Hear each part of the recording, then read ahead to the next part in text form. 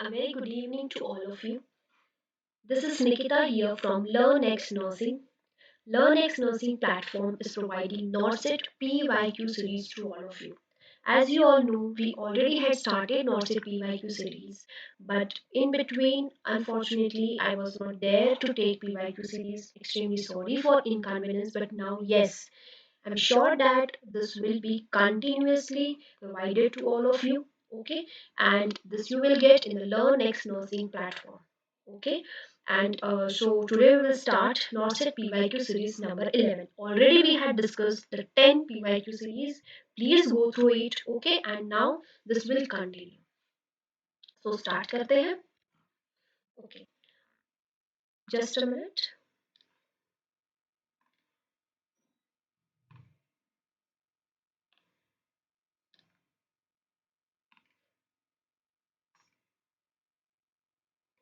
Okay. Question number one says, what is the normal amount of amniotic fluid at 36 weeks? जो normal amount होता है amniotic fluid का वो 36 weeks पर कितना होता है? Is it 800 ml, 1000 ml, 600 ml, or it is 1200 ml? For that, we need to see कि कौन से टाइम पर कितने वीक्स पर कितना amniotic fluid होता है. ठीक है, so write down volume of amniotic fluid. ठीक है, सबसे फर्स्ट लिखिए 12 वीक्स. 12 वीक्स पर होता है 50 ml. Then 20 weeks it is 500 ml. At 36 weeks it is 1000 ml, जिसको हम कहते हैं मैक्सिमम एमनियोटिक फ्लूइड. ठीक है, आपसे ये भी पूछा जा सकता है कि when does the amniotic fluid is maximum, तो वो कब होता है? At 36 weeks. और कितना होता है? 1000 ml. ठीक है, then at 40 weeks, or we can say at term it is 600 to 800 ml. ठीक है, तो ये क्या बताता है कि जब टर्म पे प्रेगनेंसी आ जाती है तब एमनियोटिक फ्लूइड क्या होता है? कम होने लग जाता है. It going to decrease. ठीक है, सो आफ्टर 40 वीक्स, और we can say post term, जब प्रेगनेंसी होती है तो एमनियोटिक फ्लूइड कितना होता है? It is less than 200 ml. वो ओलिगोहेड्रोमियोस की कंडीशन की तरफ चलने लगता है. ठीक है, so according to this our correct answer is 1000 ml. ठीक है, so normal amount of amniotic fluid at 36 weeks of pregnancy which is maximum is 1000 ml.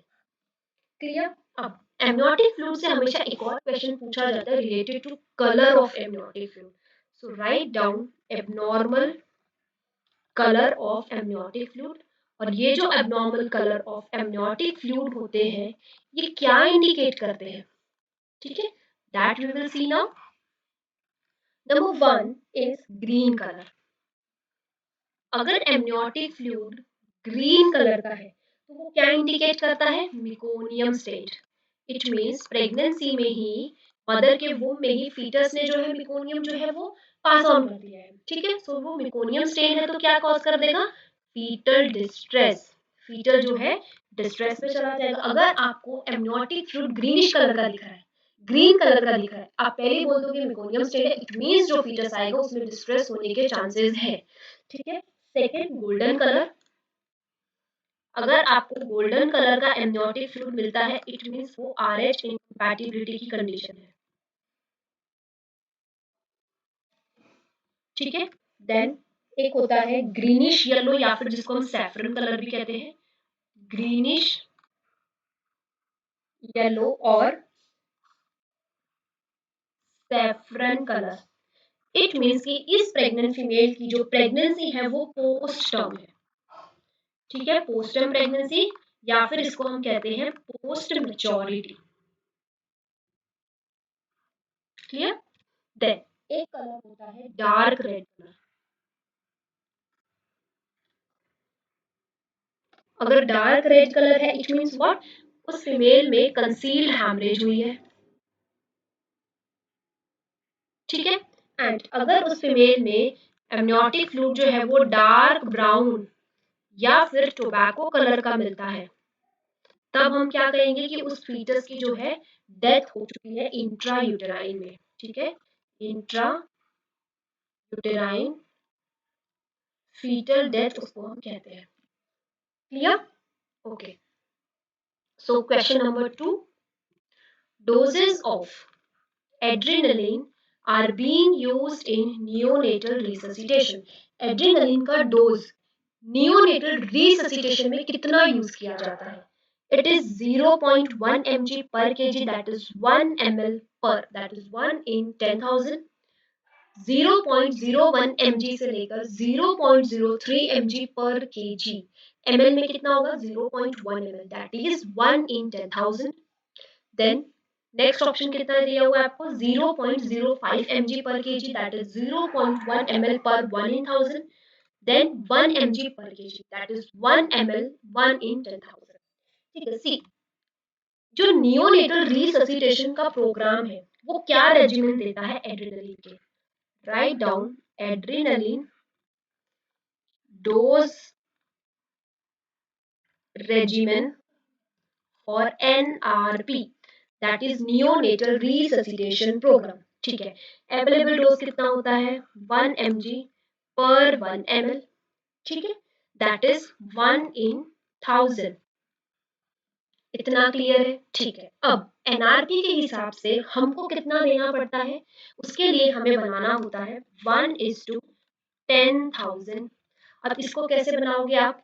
आपके पास कितना है? 1 ml प्लस इसमें ऐड कर लो 9 ml NS, तो टोटल एरिया कितना बन गया? That is 10 ml। अब इस 10 ml में से आप कितना लोगे? 1 ml वंस टू बी। जब आपको डॉक्टर कहेंगे कि sister give the adrenaline dose, तो कितना लोगे? इस 10 ml में से जो आपके पास एड्रेनलिन बना हुआ है इसमें से आप 1 ml लोगे। ठीक है, तो इस 1 ml को हम कितना काउंट करते हैं? It is 1 in 10,000। ठीक है, दैट इज 0.01 mg पर कितना दे सकते हैं? इसका रेंज होता है 0.01 mg टू 0.03 mg पर kg, that is 0.1 ml, that is 1 in 10,000। हमको इसको फॉर्म करना पड़ता है। ठीक है, एक बार में कितना दोगे? कंप्लीट 10 ml में से 1 ml। Clear? This much is clear? Okay, ठीक है, next question is Wernicke's encephalopathy occurs in alcoholic patient due to deficiency of। जो वर्निक एंसेफेलोपैथी होती है जिसको हम कहते हैं डीजनरेटिव ब्रेन डिसऑर्डर। क्या कहते हैं हम इसको? Degenerative brain disorder. ठीक है, ये किसमें होता है? मोस्ट कॉमनली जो अल्कोहलिक पेशेंट होते हैं उसमें। बट ये किसकी वजह से होता है? किस चीज की डेफिशिएंसी होती है? नियासिन की, थाइमिन की, फॉलिक एसिड की, या फिर राइबोफ्लाविन की? यस, विटामिन B1 जिसको कि हम कहते हैं थाइमिन, इसकी डेफिशिएंसी से वर्निक एंसेफेलोपैथी की कंडीशन होती है जो कि एक डीजनरेटिव ब्रेन डिसऑर्डर है, एंड ये मोस्ट कॉमनली दिखता है अल्कोहलिक पेशेंट में due to the deficiency of vitamin B1, that is thiamine. Clear? Okay, next question. Okay, question number 4 says, which of the following vaccine is most freeze sensitive vaccine? ठीक है, जो आपको 4 options दिए हुए हैं उसमें से मोस्ट फ्रीज सेंसिटिव वैक्सीन कौन सी है? ठीक है, क्या वो मीजल मम्स रूबेला है? क्या वो डिप्थीरिया पर्टुसिस टेटनस है? क्या वो हेपेटाइटिस बी है? क्या वो टिटनस है? सी, अगर हमको मोस्ट फ्रीज सेंसिटिव या फिर हीट सेंसिटिव वैक्सीन के बारे में पता करना है, so we need to learn a chart. ठीक है, WHO गाइडलाइंस। ठीक है, एक तरफ में आप लिखिए हीट सेंसिटिव,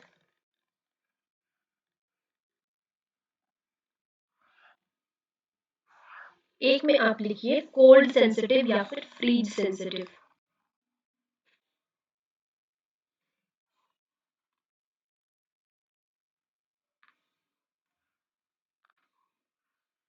ठीक है, हीट सेंसिटिव जब आपने लिखा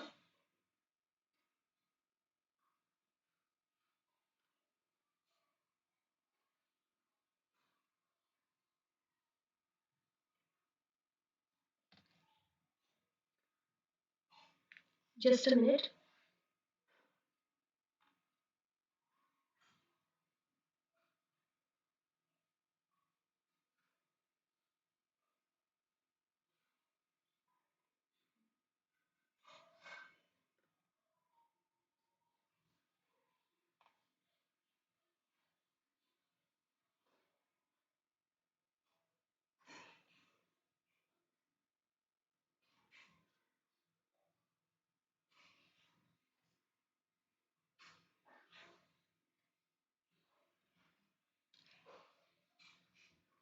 Okay, WHO guidelines, heat sensitive and freeze, extremely sorry for inconvenience. Okay, heat sensitive vaccines, ठीक है। एक अभी आप यहाँ पे लिखो कि most sensitive heat and freeze sensitive vaccine कौन सी होती है, ठीक है। एंड एक साइड में आप लिखिए लीस्ट सेंसिटिव,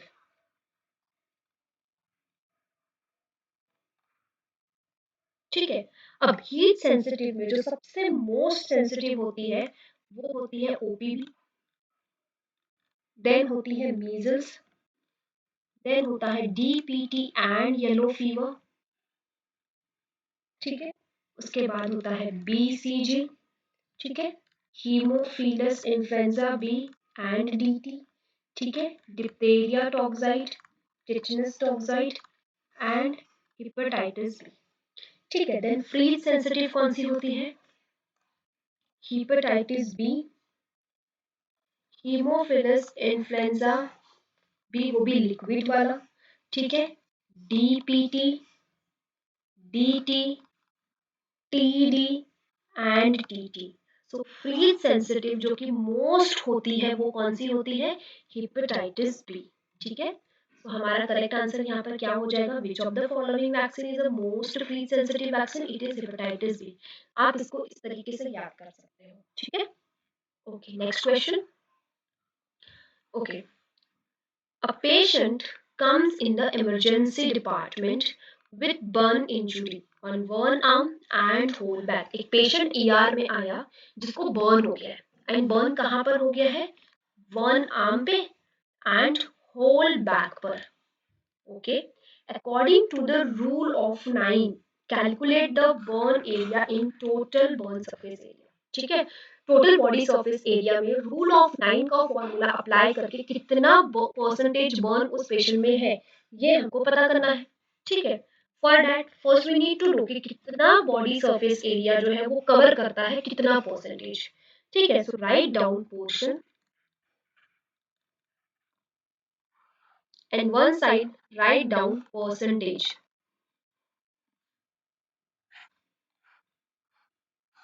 ठीक है।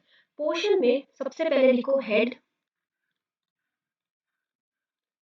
हेड कैसे, फ्रंट एंड बैक दोनों मिलाकर कितना परसेंटेज होता है, इट्स 9%, ठीक है। Chest only from front it is 9%, abdomen from the front portion it is 9%, ठीक है। We can say complete back, ठीक है। इस कंप्लीट बैक में क्या क्या आएगा, upper mid low back and the buttocks, ठीक है। ये कितना होता है 18%। इस कंप्लीट बैक में लिखो अपर mid low and the buttocks, ये कितना होता है 18%, ठीक है। देन बोथ द आर्म्स, ठीक है। और ये आर्म्स किस तरीके से, फ्रंट एंड बैक, ठीक है, मिलाकर कितने होते हैं, इट इज 18%, यानी कि एक आर्म कितने का है 9% का, ठीक है। ग्रोइन कितना होता है, इट इज 1%, ठीक है। एंड बोथ लेग्स, ठीक है, दोनों के दोनों लेग्स यानी कि फ्रंट एंड बैक दोनों मिलाकर कितना हम कहेंगे 36%, और ईच कहेंगे तो कितना हो जाएगा 18%। ओके, क्वेश्चन सॉल्व करते हैं। वन आर्म कितना होता है 9%, होल बैक कितना होता है 18%, जो कि आपका आंसर आ जाएगा टोटल 27%। समझ में आया इसको किस तरीके से सॉल्व करना है? बिफोर दैट उसके लिए आपको जो है ये चार्ट याद करना ज़्यादा ज़रूरी है, ठीक है? Okay, okay, so this is not 7, this should be 8 actually. Just a minute.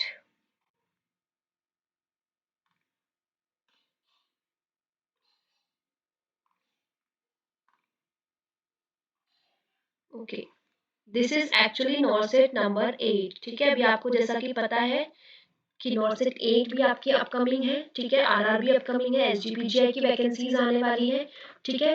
NVS की ऑलरेडी आ चुकी है, जिपमर की भी एग्जाम हो गई है, डीएमईआर अगेन आने वाला है, ठीक है? तो ये सभी चीजों के लिए ऑल इन वन कोर्सेज जिसमें कि आपको सारे नर्सिंग सब्जेक्ट्स मिलेंगे, major plus minor, daily test series ली जाएगी, वो भी लाइव रैंक बताया जाएगा, ठीक है? एप्टीट्यूड प्लस मैथ्स जो कि आरआरबी के लिए सबसे ज्यादा इंपॉर्टेंट है, ठीक है? And live plus recorded classes. ऐसा नहीं है कि अगर आप वर्किंग हो तो आपको लाइव नहीं कर पाओगे तो आपका क्लास कैसे होगा? You can do recorded also, ठीक है? एंड ये स्टार्ट हुआ था फ्रॉम 10 जुलाई, ठीक है? एंड इसकी वैलिडिटी है 1 ईयर। अगर आप अभी भी स्टार्ट करोगे अगस्त में तो भी आपको ये आगे आने वाले 1 ईयर के लिए वैलिड रहेगा।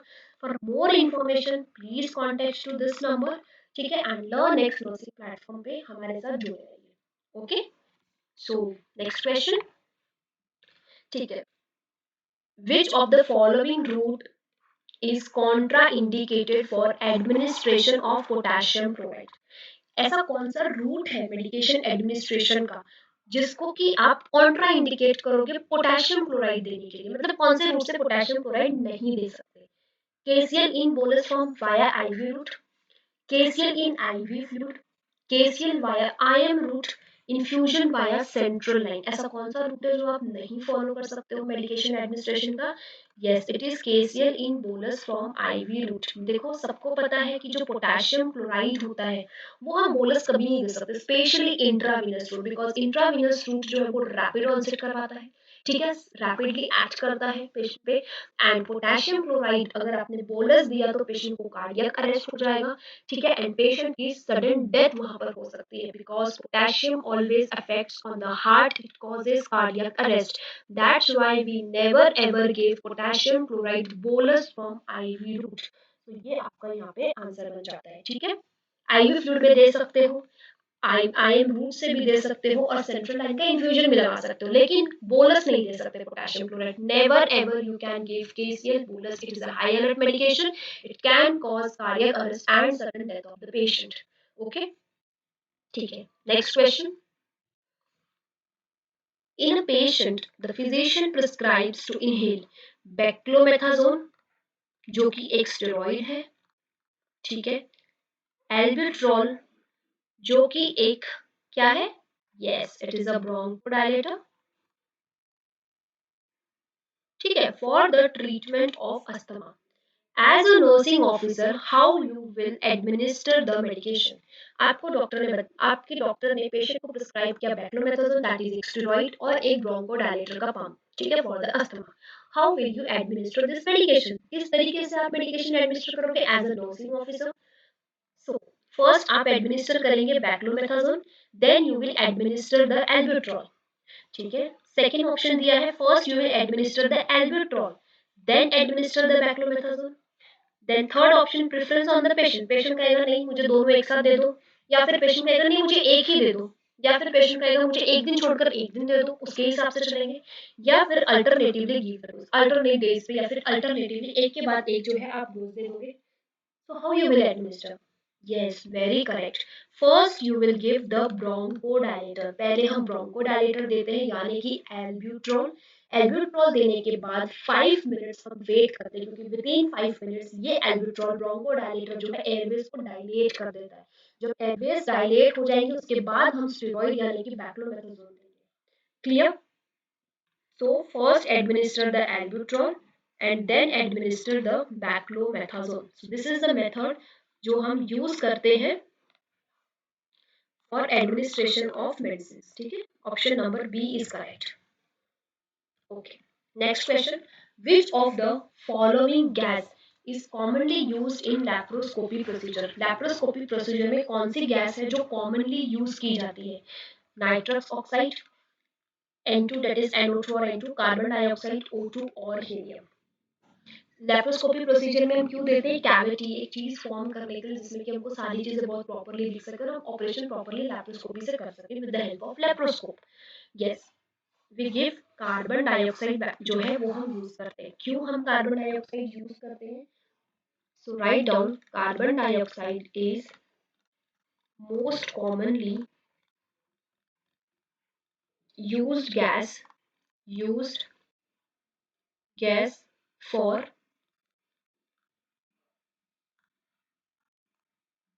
insufflations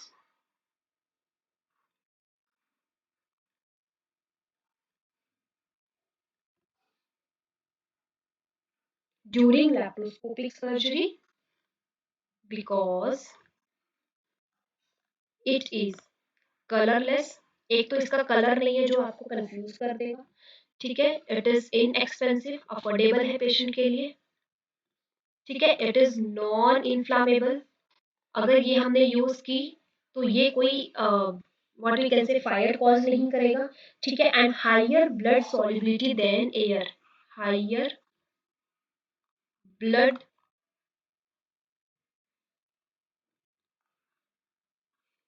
सॉल्युबिलिटी देन एयर, इसलिए भी हम इसको यूज करते हैं, ठीक है।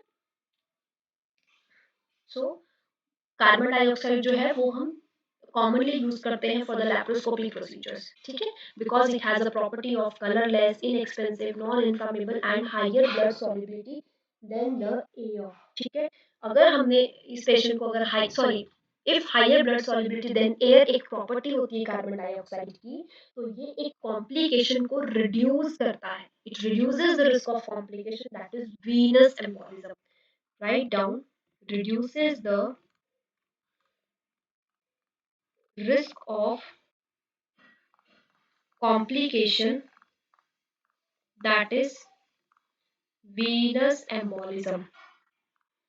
Clear? Okay. Next question.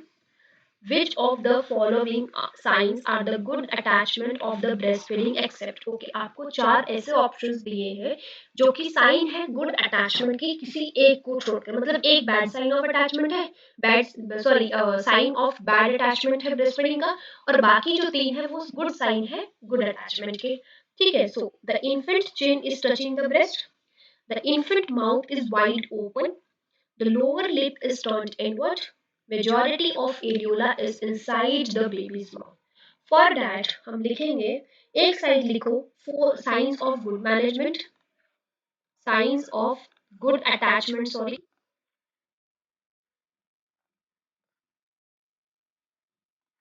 and एक साइड में लिखिए sign of poor attachment।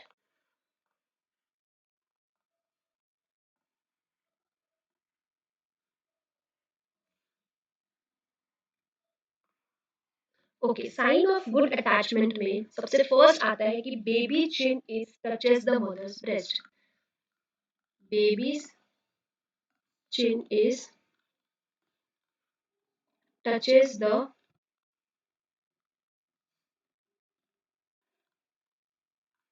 Mother's breast, ठीक है। सेकेंड साइन आता है the baby's mouth is wide open, the baby's mouth is wide open. Number third is the lower lip is turned outward, the lower lip is turned outward, ठीक है। एक और point होता है in sign of good attachment, that is majority of areola, majority of areola is inside the baby's mouth, inside baby's mouth, ठीक है। ये हो गए sign of good attachment. Sign of poor attachment कौन से होते हैं? Number one is baby's mouth is around the nipple, baby's mouth around the nipple, जो बेबी का माउथ है वो कंप्लीटली निपल के पास है, ठीक, सिर्फ अराउंड है, okay. Second is babies chin not touching the breast, baby का जो चिन है वो ब्रेस्ट को टच नहीं कर रहा, बेबी चिन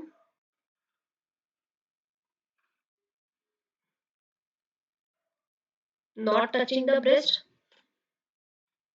ठीक है। एंड जो लास्ट पॉइंट होता है हमारा in a good sorry sign of poor attachment में, that is baby's lip is turned inward, baby's lip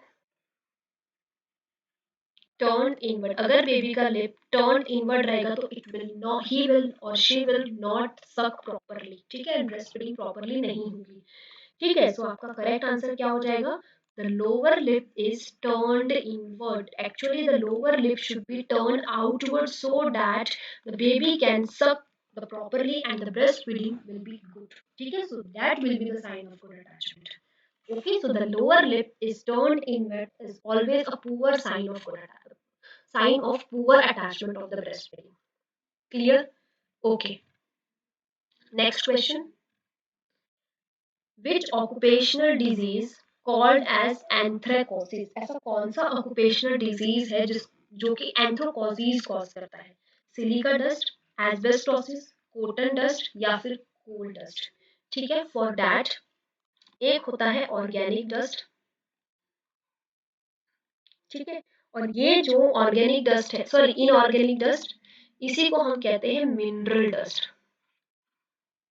ठीक है। अब इसमें कौन कौन सा आता है देखो, सबसे पहला आता है कोल डस्ट, और ये कोल डस्ट क्या कॉज करता है? एंथ्रेकोसिस, ठीक है।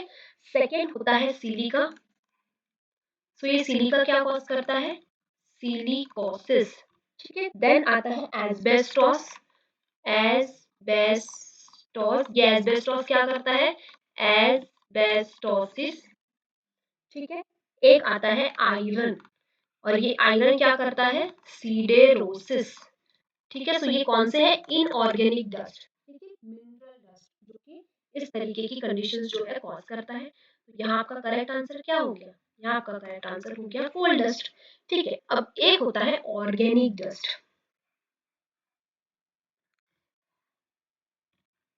ऑर्गेनिक डस्ट में सबसे पहला आता है sugar cane fibre,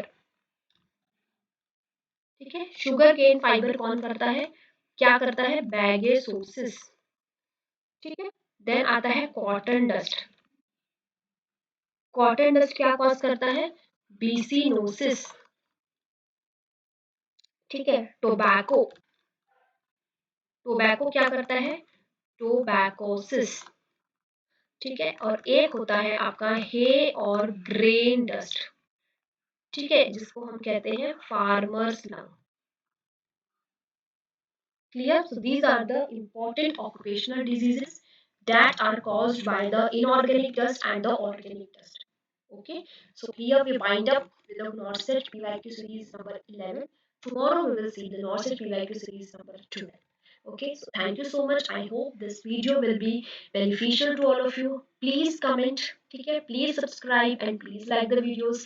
If any improvement you want in this video, you can share your comments, you can share your suggestions. Definitely I will improve, and definitely I will try कि whatever I'm making you all to study, जो भी मैं समझा कर दे रही हूँ वो आप लोगों को अच्छे से समझ में आए एंड आपके आने वाले एग्जाम्स के लिए हेल्पफुल रहे।